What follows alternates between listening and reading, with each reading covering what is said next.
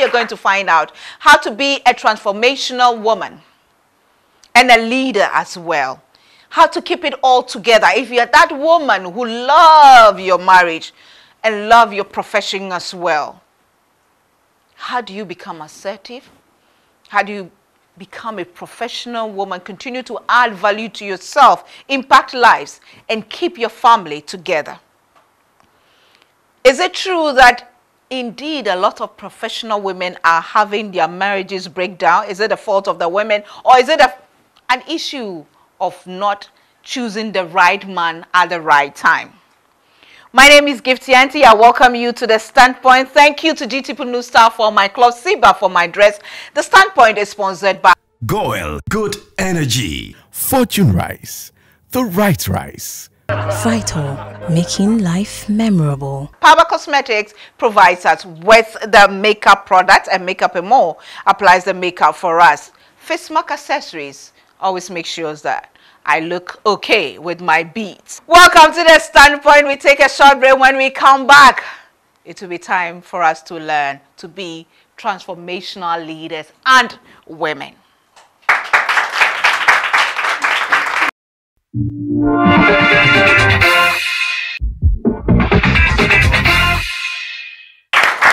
Welcome back to the StandPoint. Today, our guest once again is Mrs. Olajumoke Adenowo. That's better this okay, I get it better. Better today. Today, thank you. She's an architect by profession. She is a mother. She's, of course, by the title Mrs. You know, she is married. Been married for 19 going on 20. And some say that she's a prophet. Some say she's a preacher. Others call her Reverend. Ma is a common way that you hear people call her, but she is a motivational speaker. She's been featured in various magazines across the world. The latest, when you Google her name, it will take you to YouTube, CNN African Voices. She's there. She had an amazing interview there. She has a movement known as Awesome Treasures International. She has a line of business. They make perfumes and other stuff. She is a multitasking woman. Seems to have it all ordered together. How does she do it? I don't know, but she's here. She'll tell us. Mrs. A, good to have you on the StandPoint again. Thank you so much for bringing me back again. How do you put it all, get it all together? By the grace of God. One, definitely. Two, by getting my priorities right. Because when you know your purpose, then you know what is right for you. Not every good thing is right for you. It's good, but it may not be the right thing for you. Like I get offered appointments and things like that. But does it line up with my purpose? If it is no, then I say no. Because it does not help me in my purpose. No matter how big the appointment is or the money it will come with. Exactly. Because is it about purpose? Is it about the story that I want to be written about my life? Or is it a temporary thing? Is it just for money? Three, I think if you must marry, marry right. If you've got those, then four, have a good team in everything you want to do. So in Awesome Treasures, I have a fantastic team. AD Consulting, the architectural firm, I'm building a team too. So those are the four things I know. First, know your purpose, be very clear about, the grace of God. First, the grace of God. You must lean on God. He must direct you. He must lead you. Two, know your purpose so you can get your priorities right. Three, if you must marry, then marry right. Four, get a good team. Get a good team. You can't do it all alone. That's so what did you always know that you would do this? You will be this woman? What woman? This awesome woman. We thank God for how far He has led us, and we thank God for what still lies ahead, which is more important than what is behind. I always had dreams, even as a youngster. I remember I was about 21, and I thought, why can't I die today? And I thought, I wouldn't mind. I'm sorry, I can be like that. Because I'm not afraid of death, but I would like to help more people. And I listed the people that I'd like to help, my friends, this and that, to do what? Achieve their purpose, achieve their potential. So I always knew that I would like to help people, you know, just be the best they can be. So you still have time to design as an architect? Definitely, AD Consulting has won like 9 international awards. And you see it on our website. The architecture is my creativity. It's who I am. I actually am the designer in the firm. We have all the designers, but I would say I'm the lead designer. Right. So I love designing. I actually design those buildings you see on our website. Right. Do you get to play mother? Do you get time to be a mother? It's not do I get time to be. It's that is one of my main roles. Because you see, I can touch millions through radio. You know, we have this radio program, Voice of Change. It's syndicated, or through summits where thousands attend. But at the end of the day, my 2 sons have only me. Others have other options. My 2 sons have only me. So I'm primarily accountable to my 2 sons. So if I fail there, God forbid that I fail there, that is a failure indeed, because they have no other alternative. My children are in boarding school. And one school I visited so much, they put me on the board of governors. So I'm the parent that visits the most. I see my children once in 3 weeks, regardless, because you cannot outsource parenting. It's yours, it's your responsibility, you do it yourself. And your husband, how does he, I don't want to use the word I was about to do, how does he deal with it? I like that. I know the word you were about to use. I was also How does it deal? My husband, I just came back from seeing the children yesterday morning and I'm here today. He believes I'm a good mother. I thank him very much for that. He'll write me Mother's Day and he wrote, thank you for being such a good mother to the boys. So he's so encouraging. How does he deal with the other things? We've evolved. I believe I married the right person for me. When I met Mr. A, he didn't have much. But he had a vision, he had a goal, and he is diligent, he's a righteous man, he's confident. And that is what I see. Young people marry someone for where they're going, not where they are today. Because where they are today is temporal, but the dream in their heart is eternal. You will follow, your life goes in the direction of your dream, like a ship follows the rudder. You get what I'm saying? Regardless of where it is today, it is going where the compass is set to. And that's what I saw in my husband. So I already had started business, which I was told then, to don't start business, a man will marry you. I started business 2 years before I met him. So he met me like that. And he liked it. He said, now you have time for me. You won't, your hours are yours and you can deal with it. You know, in Ghana right now, there's that famous saying that all professional women are losing their husband. They can't keep their home. They can't, say communicate with their husbands, and so marriages are breaking up, which is true. Marriage divorce is on the increase, and most of the time it's professional women. What do you think as professional women they sometimes get wrong? The truth is this, it's a very blunt truth. If you must marry, you must marry right. African women want it all. You keep using that phrase, yes, marry right. I know why I keep saying it, because I talk to young people and I see that people want to get married for all the wrong reasons and choose for all the wrong reasons. What does a man being rich have to do with it?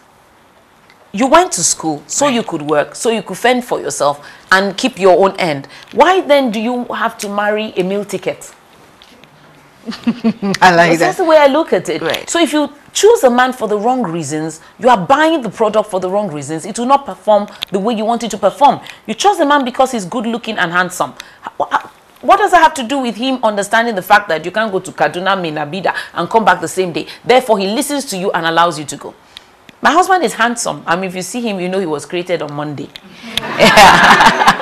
But that's why I married him. Right. I married him because I saw he was understanding. He understood what the vision was. He had his own vision. I respect him and admire him. And he fears God. Right. These are the reasons why I married him. So why I keep saying you must marry right is that you must marry someone who is willing to go with you on the journey to purpose and to the goal. But young people will behave like this sometimes. I'm coming to Accra, say this morning, and then I decide that I'm taking a Learjet because I just like Learjets. They're fine and they're for rich people. It now doesn't matter where the Learjet is going. I just jump into it. And that is how many people choose their husbands. I don't care where he's going. I don't care what his direction is. He looks good. And he's rich. And he has a strong family name. So I want to let me see something. And then I marry him. Then you wonder years down the line why you are at the wrong destination. You didn't marry him for destination. You married him for something else. Yeah. So I hope I've been helpful a bit in that. You have. That's why I keep saying marry right. But realize at the end of the day that only women who... We have a saying in my own part of the country that only stupid women stay married. What does that mean? That's a strong word. That's deep. It's deep. That means you must choose at a time not to know everything. There's a time when you speak as a married woman, even to your husband who loves you, and at the time when you keep quiet. There are things you understand. If you must be married, you have to understand that a man is different from a woman. And therefore, what makes him tick is different from what makes you tick. Example, a woman says, I just want to be loved. And a man really does not understand what it means to be loved. What he understands is respect. Therefore, if you respect a man, he feels loved. So we make the mistake to think that I should give someone what I want. So you can either fight what it is that a man is made up of, or understand it and take advantage. But you give him the advice.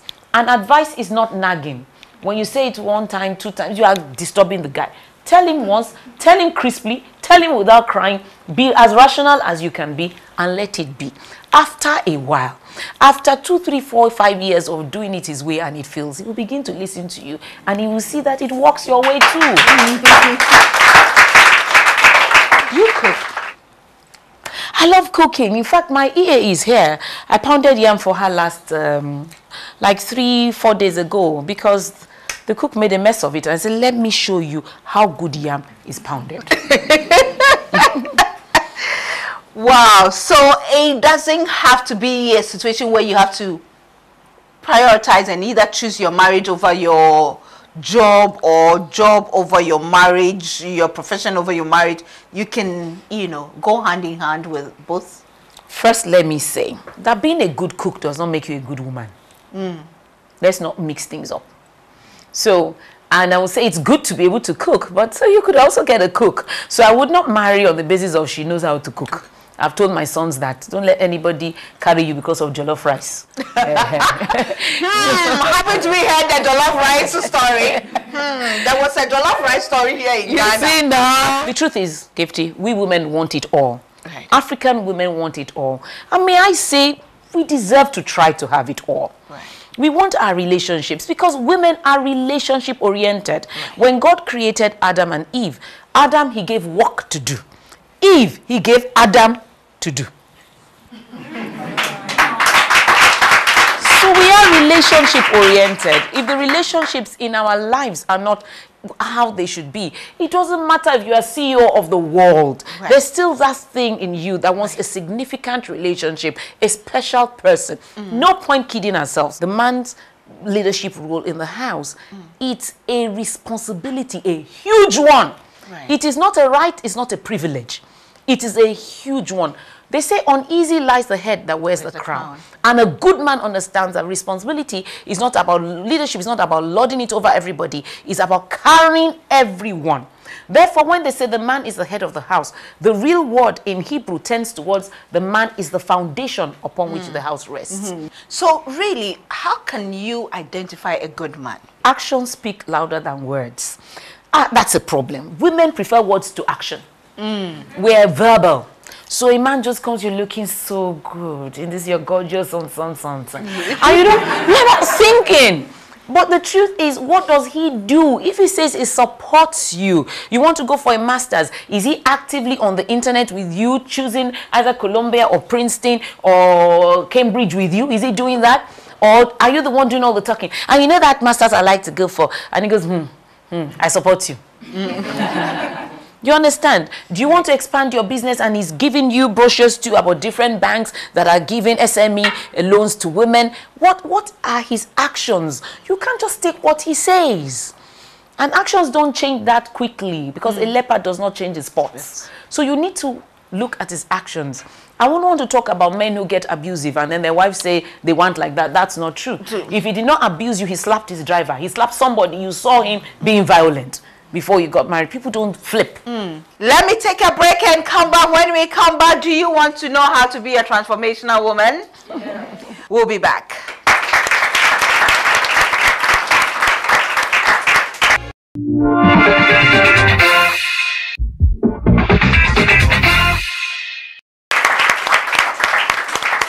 Welcome back to the Standpoint. Mrs. A, we want to know more about transformational leadership because you wonder if we have transformational leaders. That's where I was going. Everything seems to be a give and take. Exactly. You know, we vote for our leaders because of what they promised to give us. Let me appeal to women.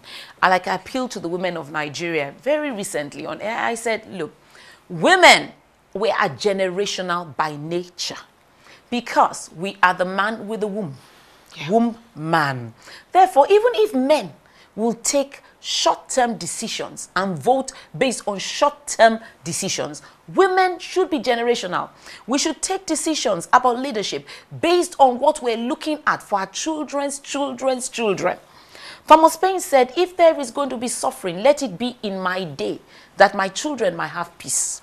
If African leaders were more generational in their thinking, not this is a trade between which party and what party, you know, just for short term, but what will be good for this country in the long run would have gone farther.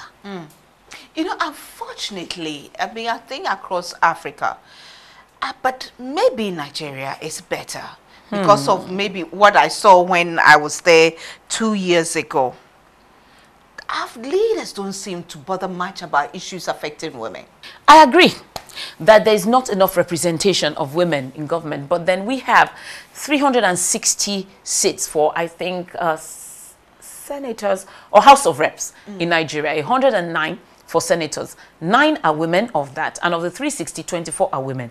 I do not know one bill that affects women's rights or children's rights that these women have passed. I will stand to be corrected. One bill. Therefore, if women cannot represent women in government, who should?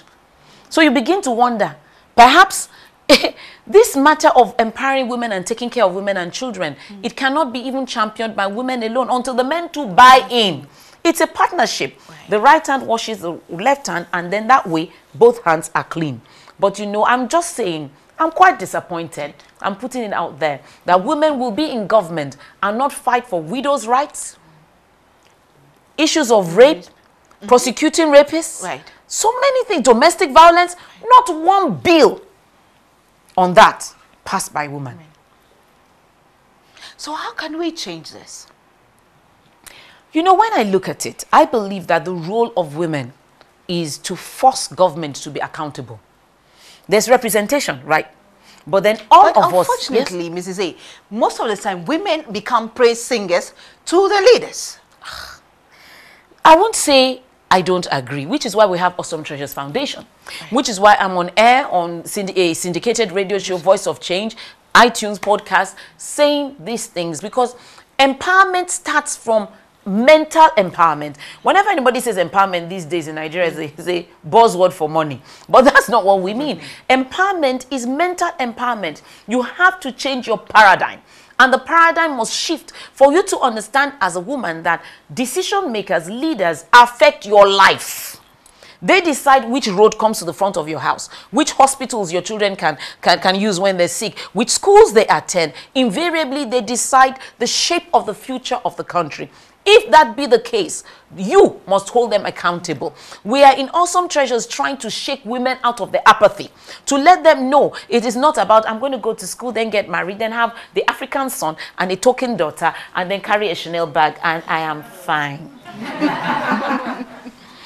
That what happens in government is my business.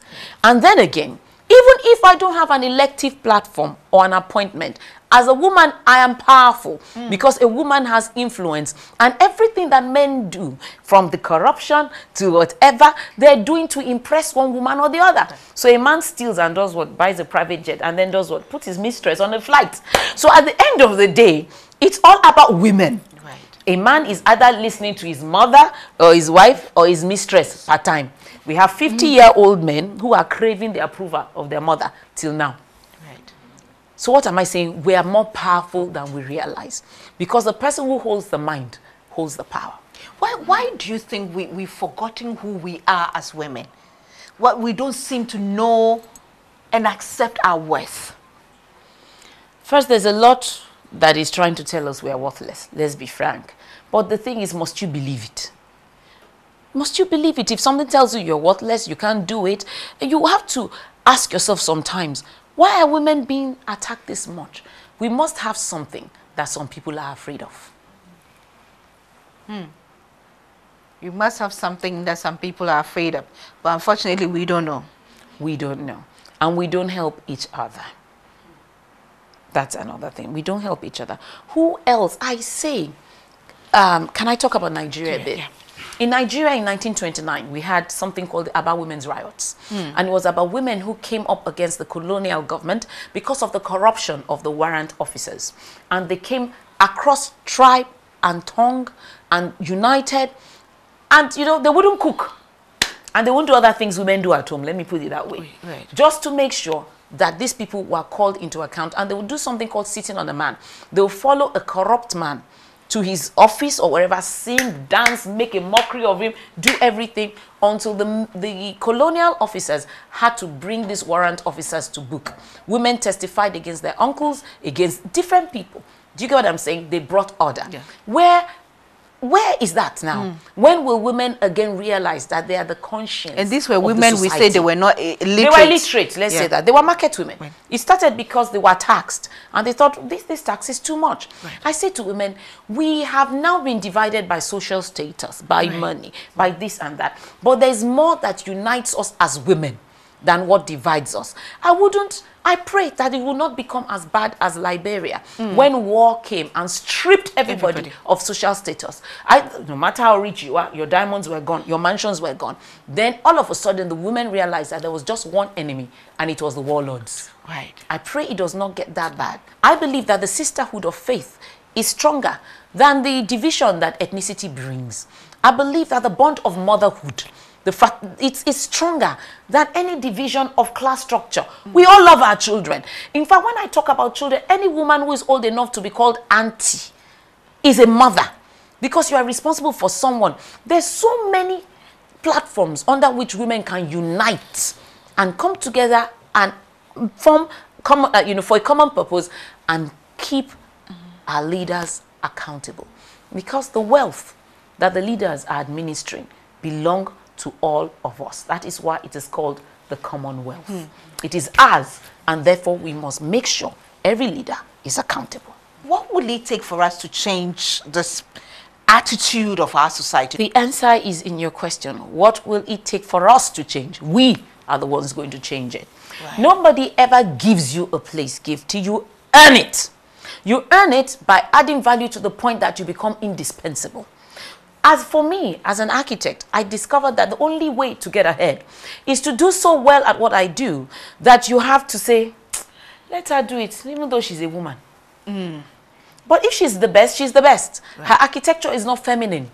You know, I tell people that in school, I did the best, and I was not given a pink question paper. When the exam papers came, I didn't get a pink one. She's a female, give her a pink one. It was the same that I was given. So invariably, when you do as well as a man with all the odds against you, a righteous man will respect you. In fact, most men will. Because you do not argue with results. So I'm saying, women, add value, be excellent, go ahead, perform. Let there be no excuses. No excuses whatsoever. No excuses. Is that who you will call? Is such a woman the one you will call a transformational woman? Yes, if we're going to say transformational woman, I would say it's a woman who has an impact. And you cannot impact others until you have been impacted. You cannot impact others unless you have been impacted. You can't give what you don't have. You be the change you want to see. You're watching The StandPoint. The StandPoint is sponsored by Goel Good Energy, Fortune Rice, the right rice. Vital, making life memorable. We will be back. Welcome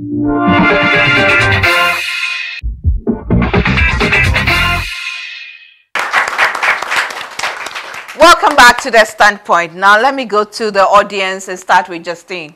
Please, I would like to know what it takes to be a very good motivational speaker. Interestingly, I actually don't consider myself a motivational speaker. I just consider myself a speaker. But what I think is that I genuinely love people. I love you. I love people. I meet someone, I want the best for them. So I'm not even trying to motivate them. I'm just being myself. I'm not pretending. It's what is inside me that comes out. Yes. So if you really do believe, you can't hide your passion. It will come out. Yeah. You know, so just follow your passion. Yeah. What should a woman whose husband won't impinge on her vision do? Because they've married already. That's a good question, because that's happened a lot. Married already, but I want to do this. I have some women who are going back to school, but their husbands don't know that they are in school. Trying to add value to themselves, because if their husband finds out, now wahala. Yeah. It's a tough one. It's one that you cannot wave a magic wand over.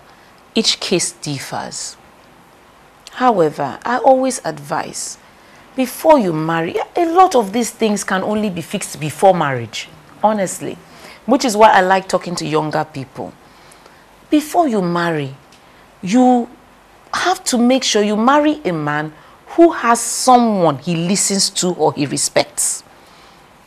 Should I take it again? Either an uncle or a father. Look around. No man is an island. Don't marry an island. However, if I was a Christian and I'm married to a man who does not support my vision, I would pray. I would pray to the God that gave me the vision that he should touch the heart of the man. That's what I would do. If I've discussed it with him once, twice, and he does not believe, I will pray, because I want the marriage, and I also want to be a well-rounded woman who flourishes, who is all that she can be.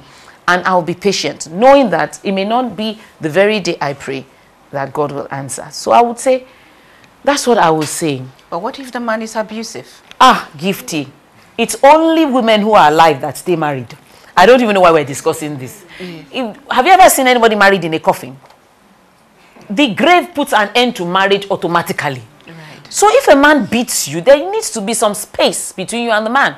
I'm not saying divorce him, because I'm going to repeat this because this is TV. There must be physical distance between you and an abusive man. Because he could do anything to you and you are dead. Once you are dead, there's no more reconciliation. And you are not married. And the children that you wanted to stay in the marriage for have lost you. So when that kind of thing happens, please put space between you and the man before you take the next step. Whether it's counseling for the man or whatever is going to be. Abuse is a no-go area. It leads to death. Too many women have died. And I have 3 last questions for you before we go. First of all, why should people get married? Fantastic question. I said marriage is God's idea. He created everything under the sun, and then he created a man. And the man looked miserable. And he brought everything to be his friend. The elephant, everything. There was none that man saw and identified with. And then God himself saw that that's not the right approach. I need to take something out of man that is equal to man, that looks like man, that can compare to man. A creature of dignity. When God created woman, the word the Bible used is he constructed her. When he made man, it's like he threw him together clay, you know. But no, seriously. But that word, the construct, means it was constructed. An architect knows what it means. There were details. That's why a woman is curvaceous. She has hair in the right places. Because God created her to be desired, to be admired, and continually pursued. Right. So you need to marry a man that even when you are married, he continues to pursue you. Because you make yourself continually pursuable. That's the bit was going to be my second question. Marriage is for destiny, in one word. So how do you make yourself continuously pursuable? You know, I have a lot, my clients are mostly male, and they open up to me and they're realistic with me. And they said, you know, we respect independent women. What a man does not want is you rubbing it in his face. But when your husband leaves you on this seat when he goes out, and by the time he comes back, you are still there watching Gollywood saying, ah, Imagine Michael, look at that. He knows where he's going to meet you, the wrapper that you're wearing, the nightie that your grandfather gave your grandmother. That's what a man is bored. A typical man is a hunter. Therefore, he wants to chase. But you cannot be excited about something you've already caught. So a man likes a woman that reinvents herself continually. You understand? You are fresh. Not about just physical freshness. Physical attractiveness is overrated. Right. Real men are attracted more to a woman's mind than her body. If you can engage a man's mind, you are more dangerous than the person who holds his body.